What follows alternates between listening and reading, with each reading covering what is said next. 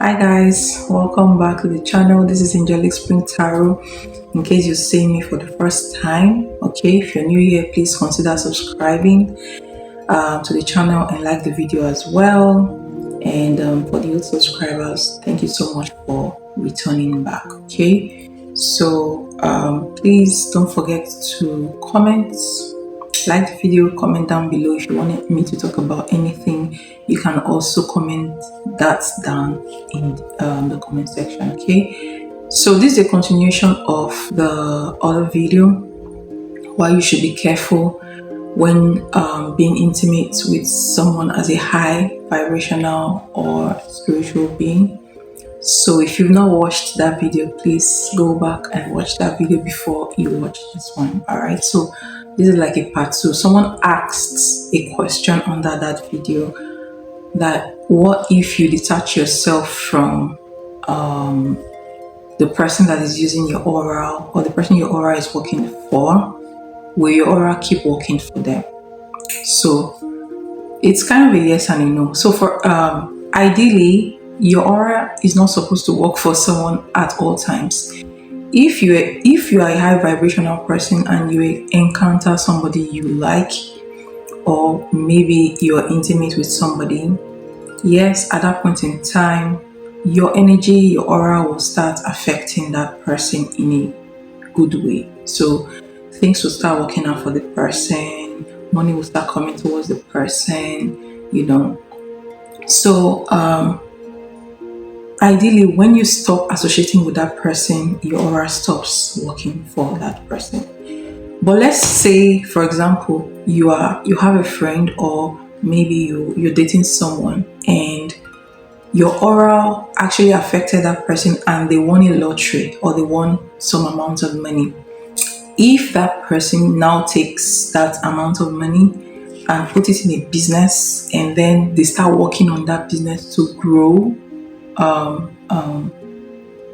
even when your aura stop working for them, because they put in work in that business, they will continue to grow. So that doesn't really mean that your aura is still working for them, but your aura actually opened the doors for them to actually encounter that growth in their life. So that's how it is.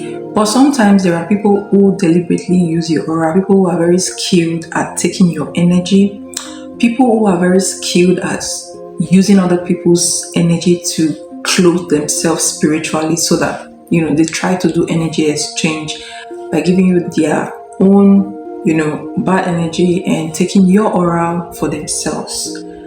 Those kind of people, even when you're done with them, when you're not longer associating with them, they still use your aura, okay, as long as possible. So that is where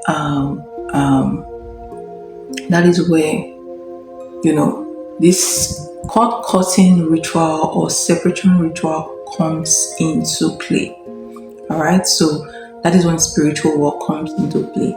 In that instance, you do a separation, and you do some cleansing and some protection, some work generally to stop that person from using your aura. So that's how it works. Sometimes, for some very, very spiritual people that are working with deities, when you use their aura and they didn't know before, and somehow they get to know about it and they get angry with you, those deities they are working with can be so angry that they may go to the person using the aura and destroy that person. So whatever the person is using the aura for, they take everything from the person, and even take the person's goodness as well. Okay, even in cases where the person didn't use your aura, maybe your aura just affected the person because you're close to them, and maybe the person, your aura worked for that person, yes, at that point in time. Maybe when the person now gets you angry for, a highly spiritual person who is working with deities, angry, when the person is happy with you, you're progressing, right? Your doors are opening. But when you offend that person and the person gets angry with you, your door closes, because that person is working with deities, those deities will close your doors basically because they are no longer happy with you. Okay, so that's just how it works. Okay, that's how it works when you favor a highly spiritual being, especially for spiritual people who work with deity. When you favor them, you do good things to them, you have good conscience towards them. Okay, things start, your doors start opening. That's how it is. All right, and not forgetting. I want to just use this opportunity to talk to people who go to spiritualists for work. And when you go to spiritualists for work, for a particular job, some of you will pay for a job, and then in your heart you will start hating on the spiritualist.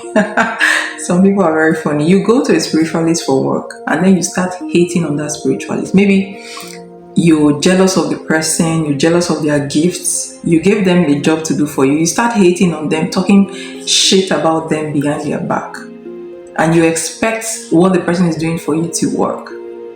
It's not going to work. It will not work. Your money has just been wasted.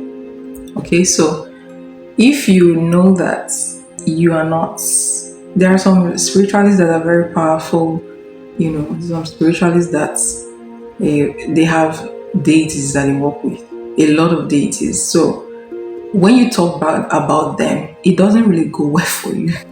So it's not everybody you actually just think bad of, or try to do something to. Maybe you're trying to take the aura of a spiritualist. How do you think that would work out for you?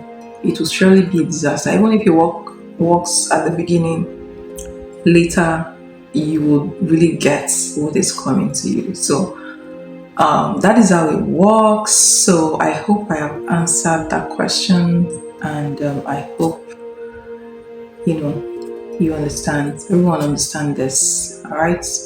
I also want to use this medium to also speak to spiritualists, good ones, somehow, good spiritualists, high vibrational people. Again, and this is a message from spirit. Mind who you sleep with. Okay, because when you sleep with somebody that is low vibration, the person cannot give you anything good. You will be giving something good to the person, and the person will be giving you low vibration. If you sleep with someone that is sleeping around, all right, they've collected different vibrations, different negative energies from wherever. They will give it to you through fluids, and it will affect you as a spiritualist. If you're a spiritualist, you're having a business sleeping with anybody that is sleeping around, because they will give you that bad low vibration, and you find out that things will start happening in your life. Even when you try to do work, it will not be that powerful, because your spirit will not want to work with you, because there's something in you that doesn't agree with them. That is why as a spiritualist, you need to be very careful who you sleep with, what you do, what you eat. There are some things you're not supposed to eat that may not be agreeable to the deities you're working with.